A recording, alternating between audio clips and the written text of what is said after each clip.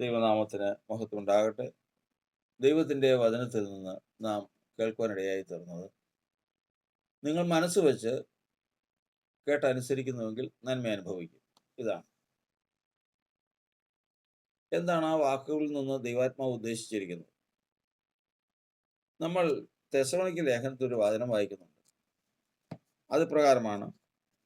1 തെസ്സലോനിക്ക ലേഖനം 2:13.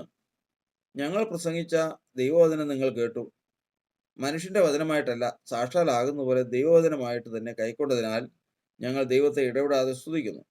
വിശ്വസിക്കുന്ന നിങ്ങളിൽ അത് വ്യാപരിച്ചുകൊണ്ടിരിക്കുന്നു. തെസ്സലോനിക്കർക്ക് ദൈവത്തിന്റെ വചനം പ്രസംഗിക്കുമ്പോൾ അപ്പോസ്തലനായ പൗലോസ് എഴുതിയ ഒരു വാക്യമാണ്.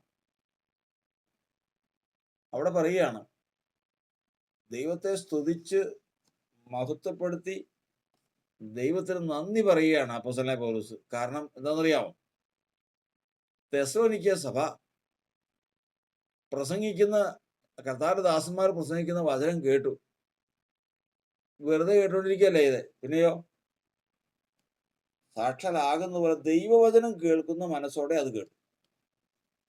ഒരു മനുഷ്യന് എത്ര കേട്ടാലും എത്ര പഠിച്ചാലും അവന് എന്തെങ്കിലും നന്മ വരണമെങ്കിൽ അവൻ ദൈവത്തിന്റെ വചനത്തെ സ്വീകരിക്കണം.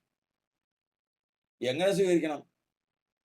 ദൈവവചനമാണ് ഞാൻ കേൾക്കുന്നത്, ദൈവമാണ് അരുളി ചെയ്യുന്നത് എന്നുള്ള മനസ്സോടെ അത് കേട്ടാൽ അത് അവനിൽ വ്യാപരിക്കും.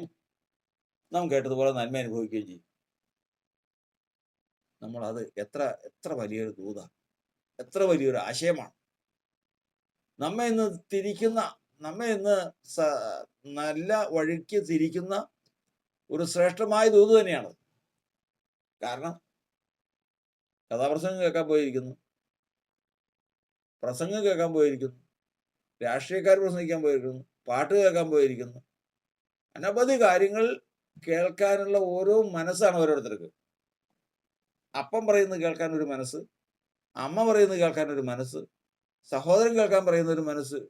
അതൊന്നും അല്ല വേണ്ടേ, അതൊന്നുമല്ല. പിന്നെയോ, ഇത് അകത്തേക്ക് ചെന്ന് കഴിഞ്ഞാൽ ഒരാൾ പറഞ്ഞതുപോലെ, നീ ഇന്ന് പറഞ്ഞതൊക്കെ കേട്ടായിരുന്നോ? കേട്ടു. ഒരു ചെവിക്കടെ കേട്ട് മറ്റേ ചെവിക്കടെ അങ്ങ് പോയി. അതല്ല വചനം പറയുന്നത്. ഇത് കേട്ടാൽ മാത്രം പോരാ, വ്യാപരിക്കണം. എവിടെ വ്യാപരിക്കണം? നമ്മുടെ ശരീരം മുഴുവനും വ്യാപരിച്ചുകൊണ്ടിരിക്കുന്നത് ജീവരക്തമാണ്. ആ ജീവരക്തത്തിൽ ഇത് കലരണം, അത് കയറണം. അത് കയറണമെങ്കിൽ എന്ത് വേണം? അത് കയറണമെങ്കിൽ വേറൊരു മാർഗമൊന്നുമില്ല, ഈ മനസ്സ് വേണം. ഏത് മനസ്സ്? ദൈവവചനമാണ് ഞാൻ കേൾക്കുന്നത്, ദൈവം അരുളി ചെയ്യുന്നതാണ് ഞാൻ പ്രാപിക്കുന്നത് എന്ന് ഹൃദയം കൊണ്ട് വിചാരിച്ച് ആ മനസ്സോടുകൂടി കേൾക്കുന്നുവെങ്കിൽ മാത്രമേ ഇത് അകത്തേക്ക് കയറുള്ളൂ. ഇല്ല എങ്കിൽ ഇതൊക്കെ കേട്ട് അതൊക്കെ ഉപേക്ഷിച്ച് കളഞ്ഞ് അതിന്റെ വഴിക്ക് പോകും. കർത്താവിന്റെ വചനം നമ്മെ ഇന്ന് പഠിപ്പിക്കുന്നത്, എന്തെങ്കിലും നന്മ വേണമോ, എന്തെങ്കിലും മാറ്റം നമ്മുടെ ജീവിതത്തിൽ വേണമോ? ഇന്ന് അപ്പോസ്തലനായ പൗലോസ് പറഞ്ഞതുപോലെ, നമ്മളിന്ന് കേട്ടതുപോലെ, ഞങ്ങൾ നിങ്ങളോട് വചനം പ്രസംഗിച്ചു, മനുഷ്യന്റെ വചനമായിട്ടല്ല. അത് കേട്ടോണ്ടിരിക്കും, കഥ കേട്ടോണ്ടിരിക്കുന്ന പോലെ കേട്ടോണ്ടിരിക്കും. അങ്ങനെയല്ല നിങ്ങൾ സ്വീകരിച്ചത്. സാക്ഷാലാകുന്നത് പോലെ ദൈവവചനമായിട്ട് തന്നെ നിങ്ങൾ കൈക്കൊണ്ടു.